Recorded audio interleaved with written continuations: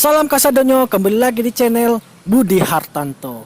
Oke teman-teman, nah ini adalah teman sparring saya teman-teman.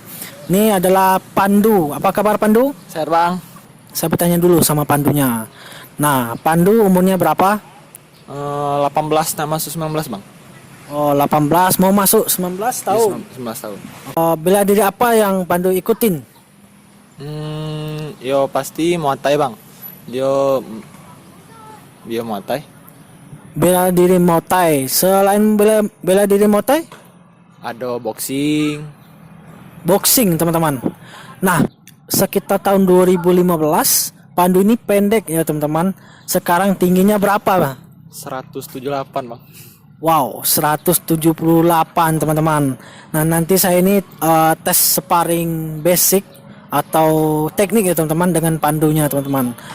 Nah, sekarang Pandu ini udah berumah tangga atau belum? Belum bang, masih status kerja lah bang. Oh, status kerja, belum menikah ya teman-teman ya. Umurnya 19 tahun, belum menikah teman-teman. Nanti apa saja teknik-teknik yang saya pelajarin ataupun saya tuangkan kepada teman-teman dengan Pandu ini, saksikan terus.